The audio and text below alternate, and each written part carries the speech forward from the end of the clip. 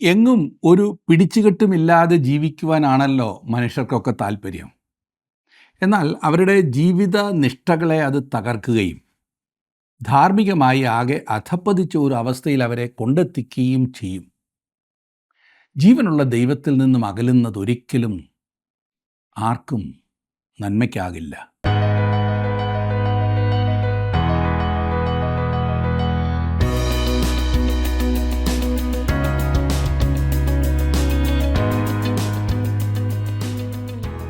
ജീവസന്ദേശത്തിൻ്റെ ഇരമ്യാ പ്രവാചകൻ്റെ പുസ്തക പഠനത്തിലേക്ക് സ്വാഗതം. ഭാര്യ ഭർത്തൃബന്ധം പോലെ നിർമ്മലവും സുതാര്യവും സുദൃഢവുമായ ബന്ധമാണ് ദൈവം തൻ്റെ ജനവുമായി ആഗ്രഹിക്കുന്നത്. മാനസാന്തരപ്പെട്ട് മടങ്ങി വരുവാനുള്ള ദൈവത്തിൻ്റെ ആഹ്വാനം ഏതൊരു കഠിന ഹൃദയത്തെയും തിരിക്കുവാൻ മതിയായതാകുന്നു. ഇരമ്യാ പ്രവചന പുസ്തകം 3-ാം അധ്യായത്തിൻ്റെ 1 മുതൽ 25 വരെയുള്ള വാക്യങ്ങൾ.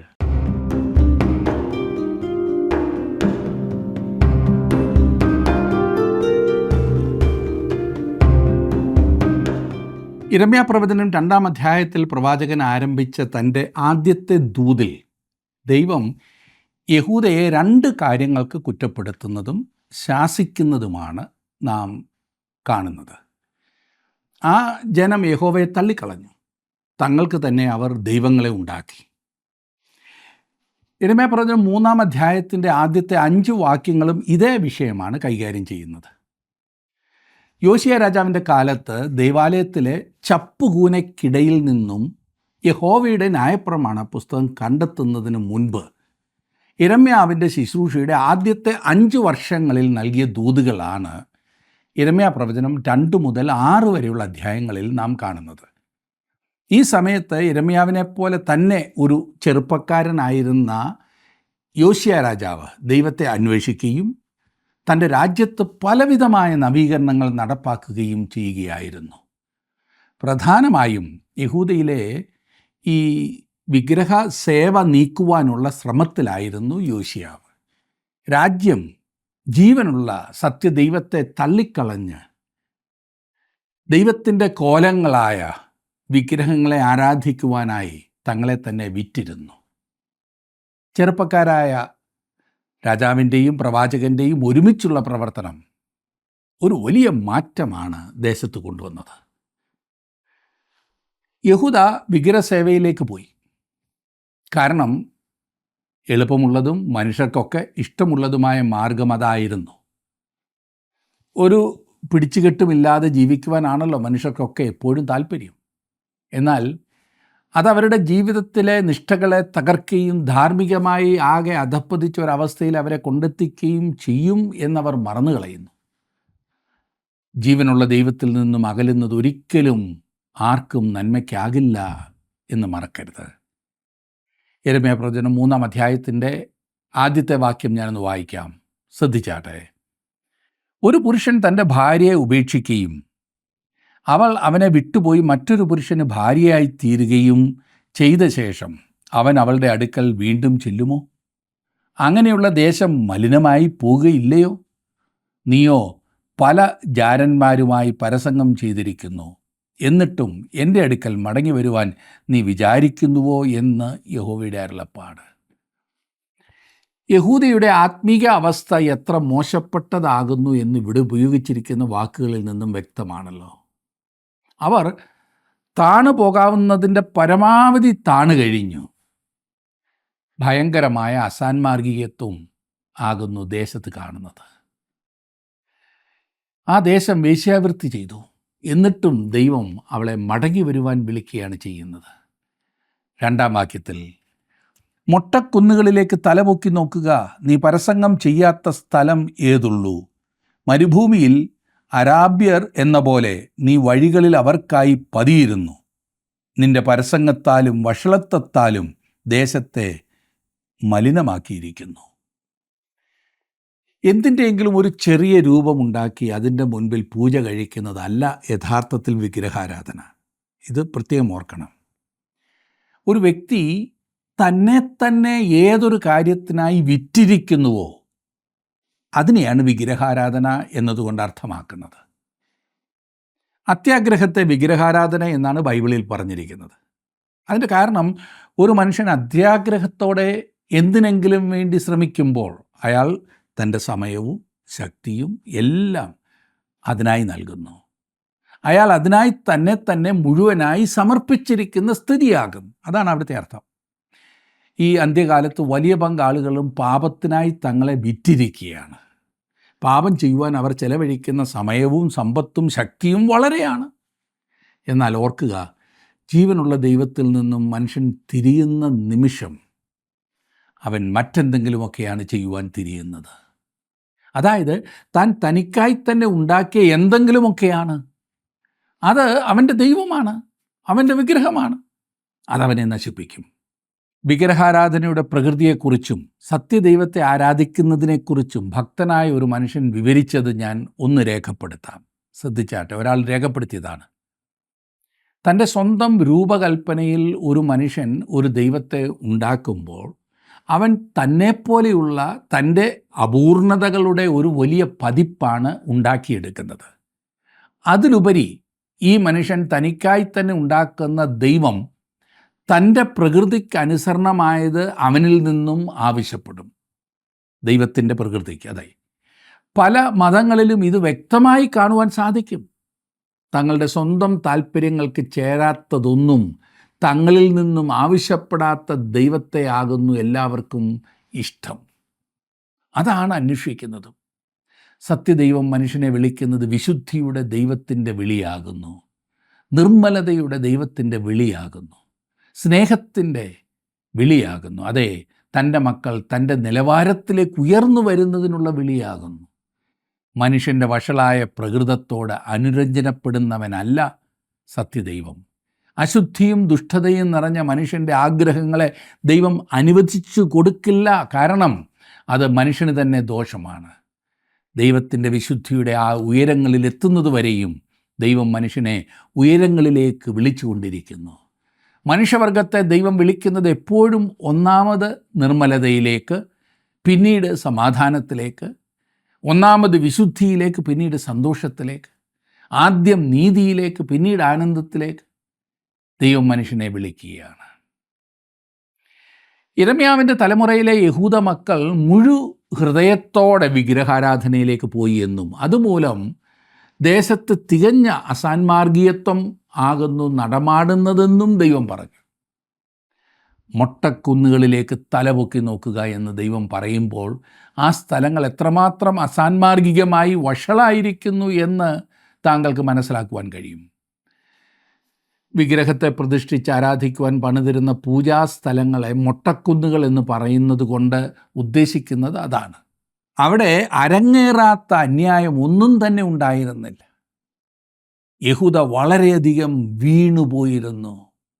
ഈ പറയുന്നത് പോലെയുള്ള ആരാധനാ സ്ഥലങ്ങളിലൊക്കെ അരങ്ങേറുന്നതായ ഭയാനകമായ സ്ഥിതിവിശേഷം ഇന്നും വ്യത്യാസം ഒന്നുമില്ലാതെ തുടർന്നു കൊണ്ടിരിക്കുന്നു. ശ്രദ്ധിക്കുക. 3-ാം വാക്യം വായിക്കാം. അതുകൊണ്ട് മഴ നിന്നുപോയി, പിന്മഴ പെയ്തതുമില്ല, എന്നിട്ടും നീ വേശ്യയുടെ നെറ്റി കാണിച്ച് നാണിക്കാതെ ഇരിക്കുന്നു. ദേശത്ത് മഴ പെയ്യ്ക്കാതെ താൻ അവരെ ശിക്ഷിക്കുവാൻ ആരംഭിച്ചു കഴിഞ്ഞു എന്ന് ദൈവം അവരോട് പറയുന്നു. ഇന്നും ആ ദേശം വരണ്ട ഒരു ദേശമാകുന്നു. മറ്റെന്തിനേക്കാളും ഏറെ അവരുടെ ആവശ്യം ശുദ്ധജലമാകുന്നു. ഇസ്രായേൽ ജനം ദൈവത്തിൻ്റെ അനുഗ്രഹത്തോടെ ഇസ്രായേലിലേക്ക് വരുമ്പോൾ അവർക്ക് അവിടെ ആവശ്യമായ ജലം മുഴുവൻ ലഭിക്കുന്നതായിരിക്കും. ആ സമയമായില്ല. ദൈവം തന്നെ അത് അവർക്ക് വാഗ്ദത്തം ചെയ്തിട്ടുണ്ട്. അവൻ അവർക്കത് നൽകും. ദേശത്തെ തങ്കലേക്ക് കൊണ്ടുവരുവാൻ ദൈവം പിടിച്ചു കുലുക്കുന്ന ഓരോ സംഭവങ്ങളും നാം കാണുന്നു. ഭൂമി കുലുക്കങ്ങളും സുനാമിയും കൊടുങ്കാറ്റും എല്ലാം നാം കൂടുതലായി അനുഭവിക്കുന്നു ഇക്കാലങ്ങളിൽ. ഇതൊന്നും മനുഷ്യനെ ഉണർത്തില്ല എന്നതാണ് വിചിത്രം. തുടർന്ന് യിരെമ്യാവിൻ്റെ 2-ാമത്തെ ദൂതിലേക്കാണ് നാം വരുന്നത്. ആയത് 3-ാം അധ്യായത്തിൻ്റെ 6-ാം വാക്യത്തിൽ ആരംഭിച്ച് 6-ാം അധ്യായത്തിൻ്റെ അവസാനം വരെ നീണ്ടുകിടക്കുന്നു. ഈ ദൂതിൽ ദൈവം തൻ്റെ ജനം പിന്മാറിപ്പോയതിനെ കുറ്റപ്പെടുത്തുന്നതാണ് നാം കാണുന്നത്. ഈ അധ്യായത്തിൽ 3-ാം അധ്യായത്തിൽ പിന്മാറ്റം എന്ന പദം ഏതാണ്ട് 7 പ്രാവശ്യം ഉപയോഗിച്ചിട്ടുണ്ട്. യിരെമ്യാവിൻ്റെ പുസ്തകത്തിൽ ഇതേറ്റവും കൂടുതൽ ഉപയോഗിച്ചിരിക്കുന്നതായി നാം കാണുന്നു. പിന്മാറ്റം. യിരെമ്യാവും ഹോശേയാവും ആകുന്നു ഇതേറ്റവും കൂടുതൽ ഉപയോഗിച്ചിരിക്കുന്നതും. പിന്മാറ്റം എന്നുള്ള പദം അവരാണ് കൂടുതൽ പ്രാവശ്യം പറഞ്ഞിരിക്കുന്നത്. പിന്മാറ്റം എന്നതുകൊണ്ട് പ്രധാനമായും പുറകോട്ട് മാറിപ്പോവുക എന്ന അർത്ഥം മാത്രമല്ല. ഇതിൻ്റെ നല്ല ഒരു ചിത്രമാണ് ഹോശേയ പ്രവചനം 4-ാം അധ്യായം 16-ാം വാക്യത്തിൽ നാം കാണുന്നത്. അവിടെ നാം വായിക്കുന്നത് ഇസ്രായേൽ ദുശാഠ്യമുള്ള പശുക്കിടാവിനെ പോലെയെന്ന്. ഈ ദുശാഠ്യമുള്ള പശുക്കിടാവ് എന്താകുന്നു എന്ന് നിങ്ങൾക്കറിയാമോ? തള്ളയുടെ പാല് കുടിച്ചുകൊണ്ടിരിക്കുന്ന ഒരു പശുക്കിടാവിനെ അവിടെ നിന്നും മാറ്റുവാൻ നിങ്ങൾ എപ്പോഴെങ്കിലും ശ്രമിച്ചിട്ടുണ്ടോ? അല്ലെങ്കിൽ ആരെങ്കിലും മാറ്റുവാൻ ശ്രമിക്കുന്നത് നിങ്ങൾ കണ്ടിട്ടെങ്കിലും ഉണ്ടായിരിക്കും. ഞാനിത് പലപ്പോഴും നോക്കി നിന്നിട്ടുണ്ട്. ഈ കിടാവ് അതിൻ്റെ കൈകൾ രണ്ടും നേരെയാക്കും. ഒരല്പം പോലും മടക്കാതെ നേരെയാക്കി തനിക്കുള്ള ബലം മുഴുവൻ എടുത്ത് പുറകോട്ടൊരു പിടിയാണ്. അതിൻ്റെ കൈകൾ മടങ്ങാത്ത വടി പോലിരിക്കും, കമ്പി പോലെ. ഈ കുഞ്ഞു കിടാവ് പുറകോട്ട് ബലം പിടിക്കുന്നത് കണ്ടാൽ അത്ഭുതം തോന്നും. കഴുത്തിലൊരു കയറ് കെട്ടി അതിനെ വലിച്ചാൽ അത് താങ്കളെയും കൊണ്ട് പുറകോട്ട് പോകും. ഒരു ഇഞ്ച് വിട്ടു തരാത്ത മനോഭാവം. അല്പം പോലും അയഞ്ഞു തരില്ല എന്ന് മാത്രമല്ല, എത്രയും പുറകോട്ട് വലിക്കാമോ അത്രയും ശക്തിയെടുത്ത് പുറകോട്ട് വലിക്കും. പിന്മാറ്റത്തിന് ദൈവം നൽകുന്ന ചിത്രം അതത്രേ. അങ്ങനെ കടിച്ചു പിടിച്ച് നിൽക്കുക, കൈ രണ്ടും വടി പോലെ പിടിച്ച് പുറകോട്ടുള്ള ഒരു പിടുത്തം. പിന്മാറ്റം എന്ന് പറഞ്ഞാൽ ദൈവത്തിൻ്റെ വഴികളിൽ വരാനുള്ള മടിയാണ്. ദൈവം പറയുന്നത് ശ്രദ്ധിക്കുവാനുള്ള മനസ്സില്ലായ്മയാണ്. ഈ ദുശാഠ്യമുള്ള പശുക്കിടാവിനെ പോലെ നമ്മുടെ താല്പര്യങ്ങളെ ദൈവഹിതത്തിനു മുകളിൽ വയ്ക്കുമ്പോൾ നാം മുമ്പോട്ടല്ല പോകുന്നത്, പുറകോട്ട് തന്നെയായിരിക്കും പോകുന്നത്. ആത്മീയമായി മാത്രമല്ല, മറ്റെല്ലാ രംഗത്തും ദൈവത്തിനും അവൻ്റെ ഹിതത്തിനും എതിരായി നിന്നാൽ നാം അവനിൽ നിന്നും അകന്നകന്നു പോകുകയുള്ളൂ.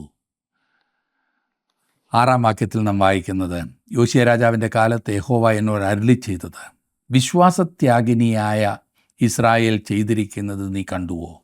അവൾ ഉയരമുള്ള എല്ലാ മലകളിലും എല്ലാ പച്ച മരത്തിൻ കീഴിലും ചെന്ന് അവിടെ പരസംഗം ചെയ്തു. അടിമത്തത്തിലേക്ക് പോയ തൻ്റെ സഹോദരി ഇസ്രായേൽ രാഷ്ട്രത്തിൽ നിന്നും ഒരു പാഠം പഠിക്കുവാൻ ദൈവം യഹൂദയോട് പറയുകയാണ്. ഇന്ന് യഹൂദ ചെയ്യുന്നത് ഇസ്രായേൽ പണ്ട് ചെയ്തിരുന്നത് പോലെ തന്നെയാണ്. ദുശാഠ്യമുള്ളൊരു പശുക്കിടാവിനെ പോലെ ഇസ്രായേൽ പിന്മാറ്റത്തിലേക്ക് പോയി എന്നാണ് പ്രവാചകനിലൂടെ ദൈവം യഹൂദയോട് പറയുന്നത്. എന്നാൽ ദൈവം ഇസ്രായേലിനെ തങ്കലേക്ക് മടക്കിക്കൊണ്ടുവരുവാൻ പരിശ്രമിച്ചു. എന്നാൽ അവർ വരുന്ന മനോഭാവം കാണിച്ചില്ല. അത് കാരണം അവരെ അടിമത്തത്തിലേക്ക് കൊണ്ടുപോയി. ഇസ്രായേലിന് സംഭവിച്ചത് വാസ്തവത്തിൽ യഹൂദയ്ക്ക് ഒരു പാഠമായും മുന്നറിയിപ്പായും ഇരിക്കേണ്ടതാണ്. 3-ാം അധ്യായത്തിൻ്റെ 1-ാം വാക്യത്തിൽ ദൈവം പറഞ്ഞത്, നിങ്ങൾ എൻ്റെ അടുത്തേക്ക് മടങ്ങി വരിക എന്നത്രേ. അവൻ പറഞ്ഞു, നീ പരസംഗം ചെയ്തുവെങ്കിലും നീ എൻ്റേതാണ്. എൻ്റെ അടുത്തേക്ക് മടങ്ങി വന്നാൽ ഞാൻ നിന്നെ സ്വീകരിക്കും. അതുകൊണ്ടാണ് ഏത് മുടിയനായ പുത്രനും ഏത് മുടിയനായ പുത്രിയും ഏത് മുടിയരായ കുടുംബവും ഏത് മുടിയരായ സഭയും രാഷ്ട്രവും എപ്പോൾ വേണമെങ്കിലും ദൈവത്തിലേക്ക് വരുവാൻ കഴിയുന്ന ഒരു അവസ്ഥയിൽ ദൈവം വെച്ചിരിക്കുന്നത്. ദൈവം നമ്മെ വീണ്ടും സ്വീകരിക്കും. ഓർക്കുന്നില്ലേ, മുടിയനായ പുത്രൻ തിരികെ വന്നപ്പോൾ പിതാവിങ്കൽ നിന്നും അടിയും ഇടിയും ചതയും ഒന്നുമല്ല ലഭിച്ചത്.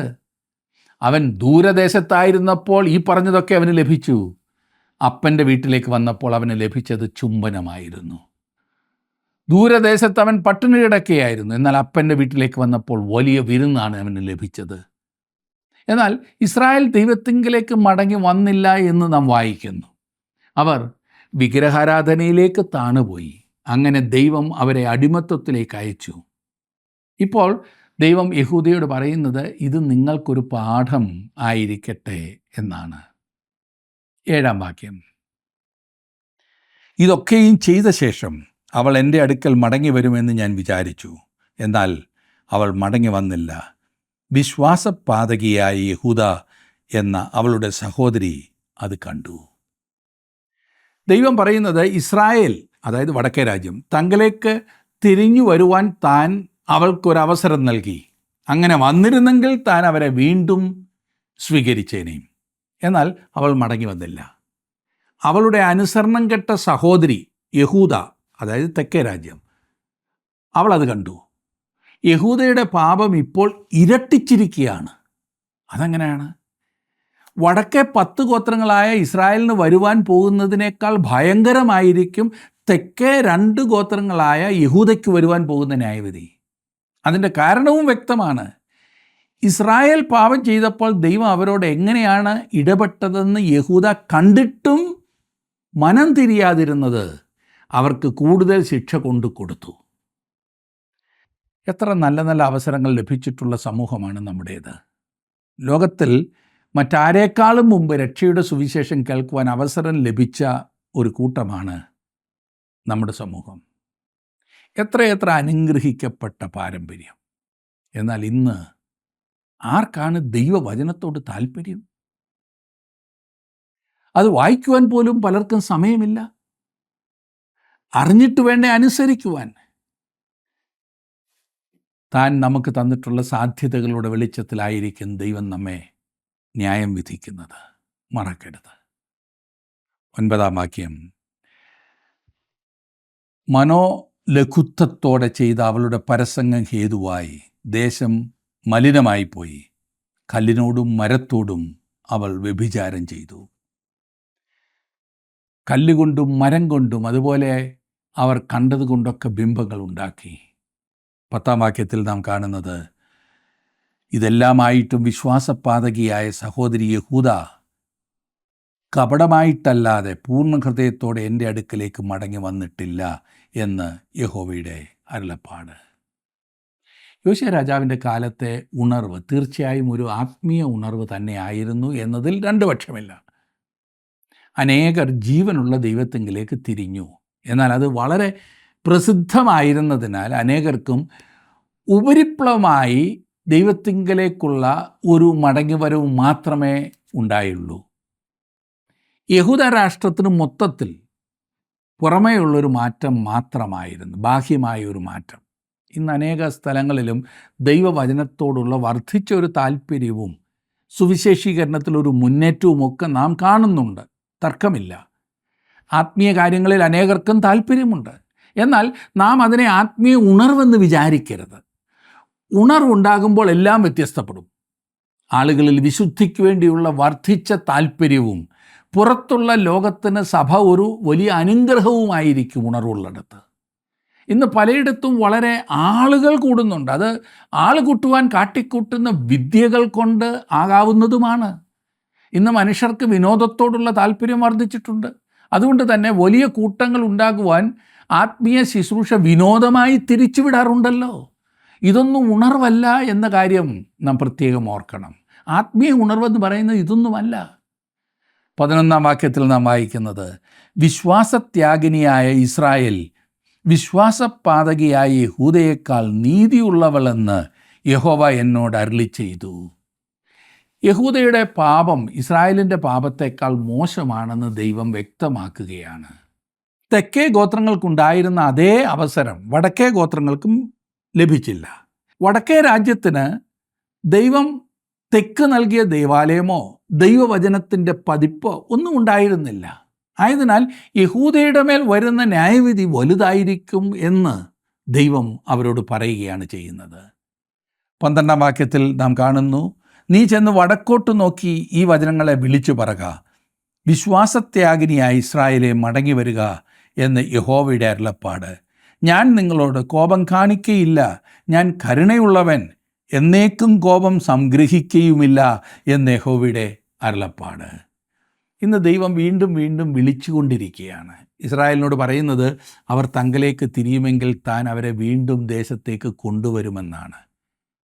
ദൈവം എത്ര കൃപാലുവാകുന്നു, അവിടെ എത്ര ഉന്നതനാകും.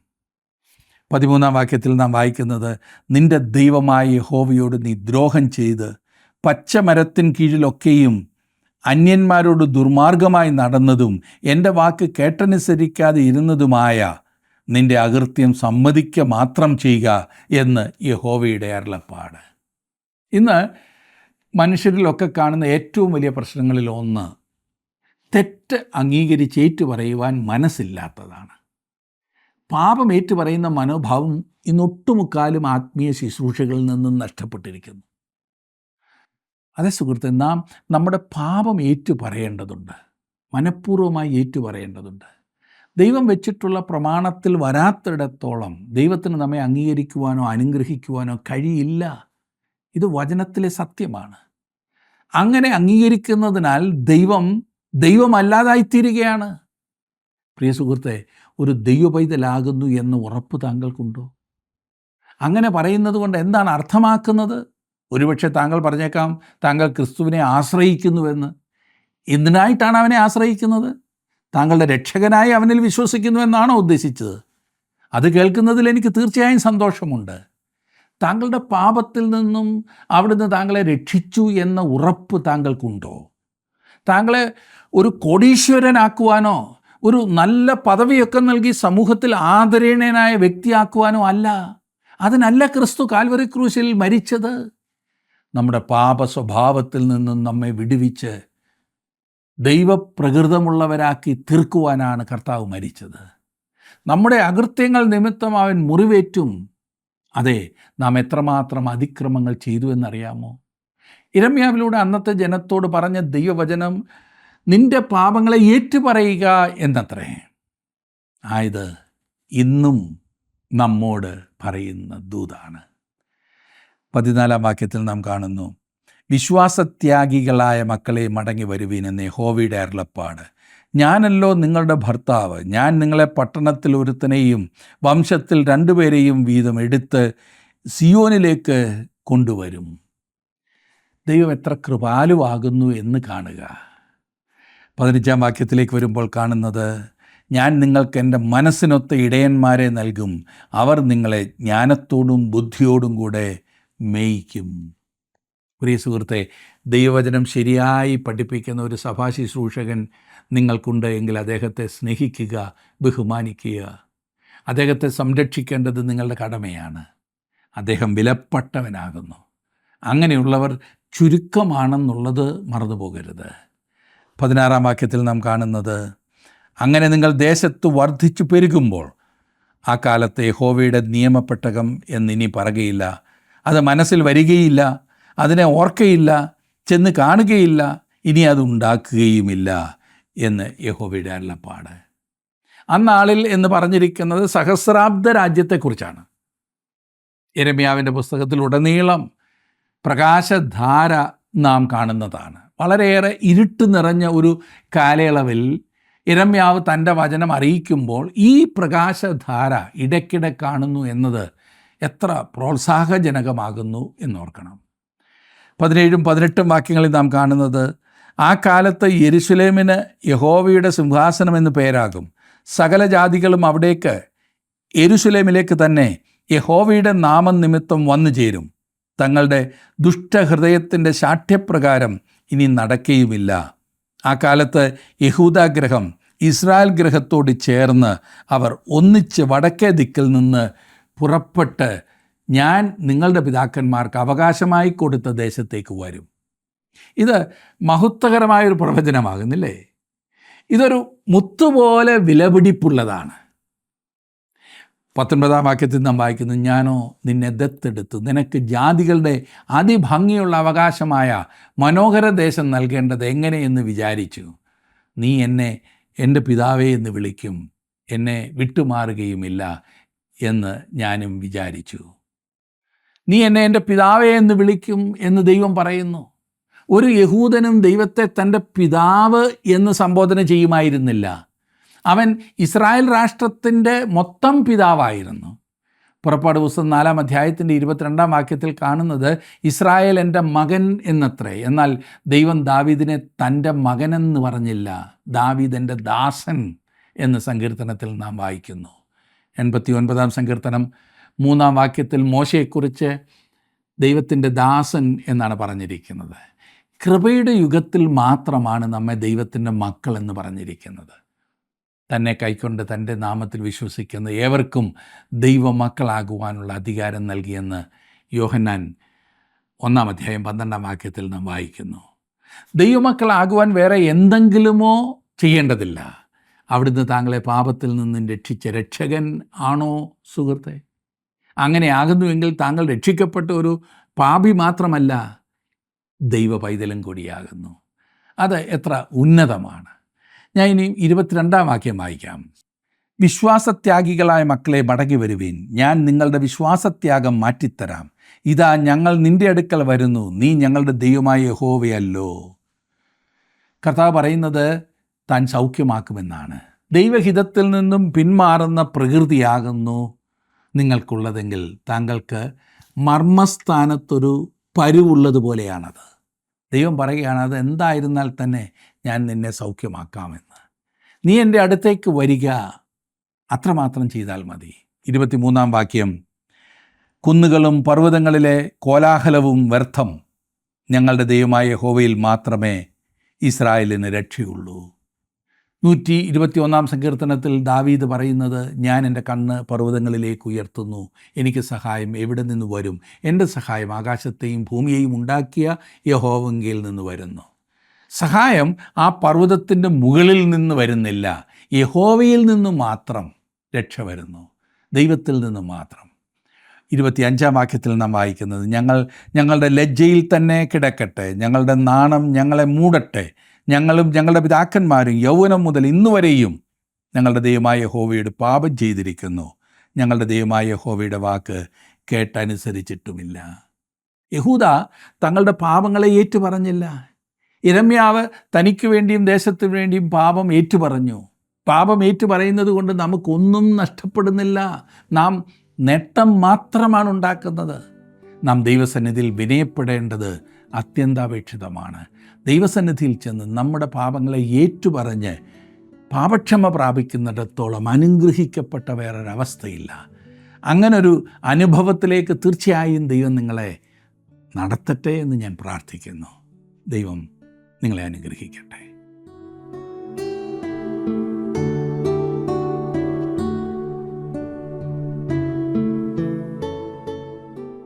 മാനസാന്തരപ്പെട്ട് ദൈവത്തിലേക്ക് മടങ്ങി വരുന്നവർക്ക് വേണ്ടി കർത്താവിൻ്റെ സന്മുഖത്തു നിന്നും ആശ്വാസകാലങ്ങളുണ്ടാകും എന്നാകുന്നു ദൈവവാഗ്ദത്തം. പിതാവിൻ്റെ ഭവനത്തിലേക്ക് മാനസാന്തരപ്പെട്ട് മടങ്ങി വന്ന മകനെ കാത്തിരുന്ന സന്തോഷഭവനത്തെക്കുറിച്ച് കർത്താവായ യേശുക്രിസ്തു തന്നെയാകുന്നു നമുക്ക് വെളിപ്പെടുത്തിയത്. അപ്പന് മക്കളോട് കരുണ തോന്നുന്ന പോലെ യഹോവയ്ക്ക് തൻ്റെ ഭക്തന്മാരോട് കരുണ തോന്നുന്നു.